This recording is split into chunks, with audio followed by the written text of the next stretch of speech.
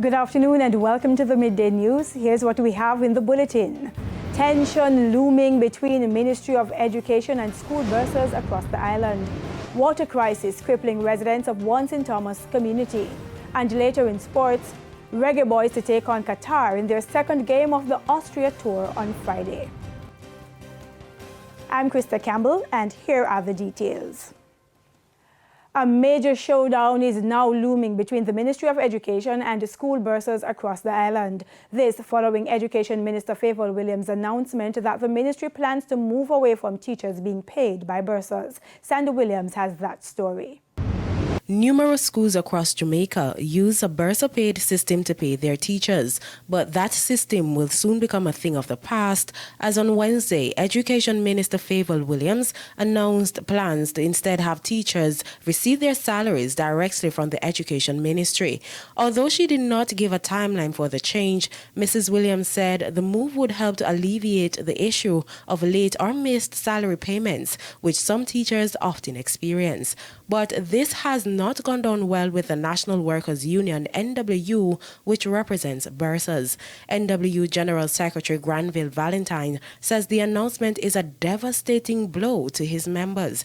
He says the more than 400 bursars were caught off guard by the announcement. You know, we are meeting with the minister and the permanent secretary and the team, and there are continuous dialogue. In fact, we are waiting meetings to finalize certain arrangements on behalf of the bursars. To hear this pronouncement this evening, it is devastating. Bursars are calling all over the island. There are bursars who are calling, crying tonight, say, what will we do? Because they don't know their status, they don't know where they're going, they don't know what tomorrow brings. This sudden shocking news, principals around Jamaica were not told, the unions were not told, the bursars were not told. This is no way to treat our workers. It is gross disrespect and very unfortunate. This is something that could lead to serious unrest, and we are calling on the Prime Minister. No lower office than the Prime Minister to intervene, because this one will not go down easily.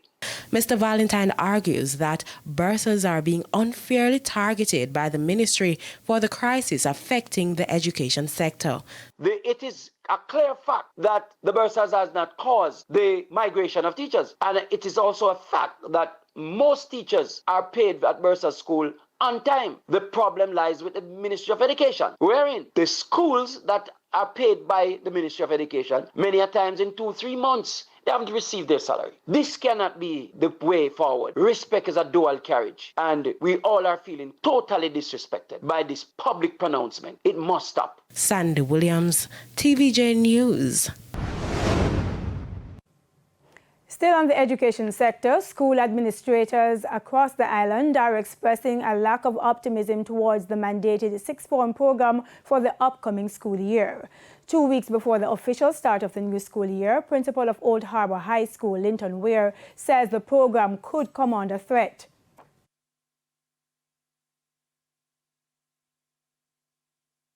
I don't see how the mandatory sixth form program is going to work. It might work for some people, but certainly for me, it will not work. And I think, you know, when you look at what is happening in education, it is going to be extremely difficult for it to work for all of us.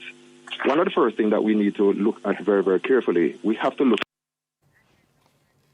The Sixth Form Pathways Initiative is part of the Education Ministry's implementation of a 7-year high school program. It allows students who complete grade 11 to enroll in the program and pursue a 2-year course with opportunities alongside the traditional Sixth Form curriculum. But according to Mr. Weir, the massive teacher migration now affecting the education sector will only cause further challenges with the program. Teacher and student. The Ministry of Education would have put forward that the ratio is 1 in 25 if you don't have a sixth form program. But if you have a sixth form program, it's 1 in 20. Now that you are putting in 500 additional students in the space, tell me how the math work for you to give us one teacher to impart education to 500 students. Residents in Rowlandsfield, St. Thomas are pleading for help to fix a long-standing problem that has been making life difficult for them. Sandy Williams has their story. We don't have a proper water system here. We need water. We definitely need a proper water system. A frustrated resident in Rowlands Field, St. Thomas, decrying the main source of a problem which plagues the community.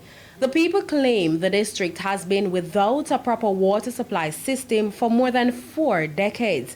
I've been living here for the past 40 years or more, and the water system, it has been the worst in many, many years. Right now, what really bothers me is like parish council, they're only thinking about collecting money instead of the security that we have a better water system. We have been talking over the years and years, and that's the same thing going on and on. Right now, it's only this year we don't have no drought, because generally every time we have to get water, we have to go far places to get water, we have to depend on the river or the catchment. And depending on the sole water catchment facility in the community has its own challenges. We run out of water completely because the catchment is too small, number one. Secondly, there's no security there. The catchment where the water coming to go into the tank is unsecure. It's just a piece of wall with some stones, and it's just some water there. Stagnant water, you have to say. And we go to this morning, I see mosquito in the water, breathe inside of the water. As far as I'm concerned, the water is not properly looking after. Anything can happen. If things drop in it, we don't know because it's not covered. The water not safe. The water not safe. Decompose right where they there. Water not safe for we drink, brother. You see me? Yeah, anything can throw a night like right now. The residents also complain that the lack of functioning street lights intensify their challenges. The place is in a very dark situation, you know, and it can breed a lot of crime and a lot of negative vibes within the community. So we're asking you if you could address the system. We need proper drainage, proper security. If you could move the water from where it is and we get a different catchment, maybe you could check another location. But for our safety, we would want a better water system. Councillor for the Bath Division, Ludlow Matheson, says the St. Thomas Municipal Corporation is aware of the water problem in Rowlands Field. I know that they are doing a disconnection because of the unpayment of bill. But I think it's unfair for the resident in Rowlands Field because the parish council don't know when they are getting the water or not. So I think they should go in and have a meeting with the resident in Rowlands Field. Sandy Williams, TVJ News. 2 men were killed during a drive-by shooting in Butner, Clarendon last evening. They have been identified as 20-year-old Javoy Pusey and 25-year-old Tony J. Hogan, both of Butner. The men were among a group gathered along Melvin Jones Boulevard about 7:05 when a car drove up. The occupants opened gunfire, hitting both men. Mr. Pusey tried to escape but fell into a waterless canal. His body was retrieved from the waterway while Mr. Hogan died at hospital. Police Commander for St. James, Superintendent Vernon Ellis, is optimistic that the Project STAR program launched in Salt Spring yesterday will help to curb crime in Western communities.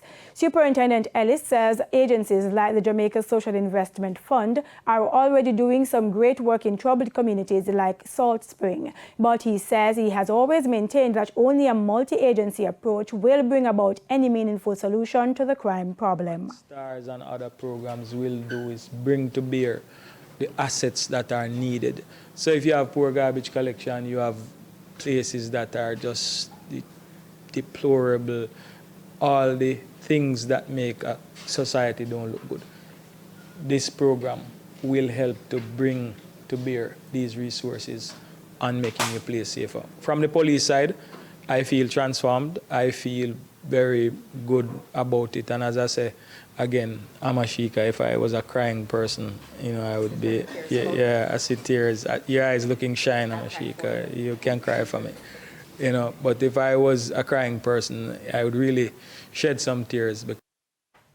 20 communities have been targeted under the program, which is being spearheaded by the private sector organization of Jamaica, PSOJ, and the Jamaica Constabulary Force. The PSOJ says residents will decide what they want to improve their communities. And it's now time for a peek inside the economy. Here's Cody and Barrett with the Business Minute. In the world of business, Caribbean cement company Carib Cement has announced a project to expand its production capacity by up to 30%. Cemex, Carib Cement's parent company, will invest $40 million in phase 1 of the project. This increase in capacity should be completed by the second half of 2024. Speaking at the official groundbreaking ceremony on Wednesday, Cemex CEO Fernando Gonzalez disclosed that Carib Cement is in the final stages of the engineering phase and is obtaining permits from the local authorities. The expansion is expected to strengthen the self-sufficiency of the local cement industry and the export market. Jamaica realized a fiscal surplus of $1.7 billion for the quarter ended June. The Planning Institute of Jamaica says this was $13.2 billion better than budgeted. The PIOJ says the sum was due to revenues coming in 8.5% or $13.8 billion higher than programmed. However, there was a 0.3% increase in government spending compared to what was budgeted for the quarter. For the Business Minute, I'm Cody-Ann Barrett. It's now time for the top regional and international stories with Sandy Williams. In the region, the Antigua and Barbuda Workers Union ABW has once again written to Cleveland Seaforth, the court-appointed administrator for the cash-strapped regional airline Liat, seeking a meeting on the future direction of the airline. In the latest correspondence, ABW General Secretary David Messiah says dialogue between the parties need to be treated with greater importance. The union has given Mr. Seaforth until today to respond positively to the letter. On the international scene, Kobe Bryant's widow has been awarded $16 million in damages over leaked graphic photos of the helicopter crash that killed the U.S. basketball star and his daughter in 2020. Vanessa Bryant said she had panic attacks after learning images taken by Los Angeles County sheriff's deputies and firefighters had been shared. A federal jury now said the county must pay Mrs. Bryant for emotional distress. Co-plaintiff Christopher Chester will be paid $15 million. Mrs. Bryant's husband, Kobe Bryant, their 13-year-old daughter, Gianna, and 6 family friends died when their helicopter crashed in California in January 2020. Mr. Chester lost his wife, Sarah, and daughter, Peyton, in the crash. A report by the Los Angeles Times claiming county employees took photos at the crash site and shared them with others has enraged the victims' families. And those were the top regional and international stories. I'm Sandy Williams. And that's how we wrap things up here on the Midday News today. I'm Krista Campbell. Join us again at 7 for a primetime news package. On behalf of the entire team, good afternoon.